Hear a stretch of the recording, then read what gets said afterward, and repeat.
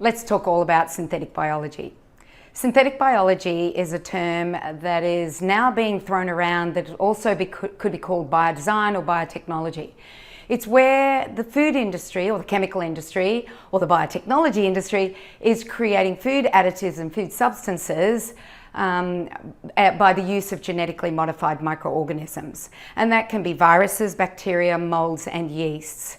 Let me give you some examples, I've written some down, of some of the things that are being made. And this is not a complete list, this is just to give you an example. When you see microbial rennet or vegan rennet, you know that it's been made by genetically modified yeast. Monk fruit can be, not always, but can be made with a genetically modified microorganism. Vegan collagen, and it all started with me looking up about vegan collagen. As I went, how can you have vegan collagen? Collagen is only in animals, but anyway, that's where it all started. I've mentioned to you before when we talked about meat, Liga hemoglobin, which makes the meat bleed and gives it a bit more of a meaty flavour. Stevia, there are two types of stevia now on the market that are genetically modified microorganisms that are making it. Citric acid, xanthan gum, nutritional yeast, not all, but some may. Natural vanilla flavouring. So what they do is they get a microbe and they take the gene from the vanilla bean that gives the smell of the vanilla and they insert that into the microbe and they put it on a food substance that they then produce this vanilla flavouring. They call it a synthetic way to natural. This is the company that does it. Ascorbic acid, which is our vitamin C, is also made with genetically modified microorganisms. I think the scariest of all is something called List Shield. And List Shield is made by a genetically modified virus.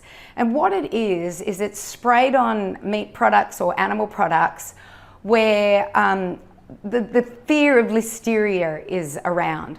So this is a virus that kills listeria. Now you might think, well, what's so bad about this, Cyndi? But I want to give you a few examples. So in 1989, there was a new disease that happened in the US and it was called Morgellon Syndrome. And it was fatal for some and some have been disabled by it for the rest of their lives. And what it stemmed back to was L-tryptophan. And L-tryptophan is an amino acid and it was being produced by a Japanese company that decided to use genetically modified microbes in order to produce it. They didn't clean it properly, they didn't purify it properly. A toxin was left in it which then affected the human species. And so we have that history behind it. And you know, they're probably going to get better and better at it. But that's one thing that really upsets me. Another thing that I'm a little bit concerned about with synthetic biology is that there is a disease out there called Morgellon Syndrome. And Morgellons is where people talk about this itchiness under their skin. And when they scratch, they start to see fibers come out of their skin. So remember I said at the beginning we're going to talk about food? Well, synthetic biology also is about making fibers. So anyway, they start to get pink and yellow and red and purple fibers coming out of their skin. They haven't proved it yet. But could it be one of these genetically modified microbes that has got into our microbiota, our microbiome, and is causing havoc under the skin of human beings? It's worth thinking about.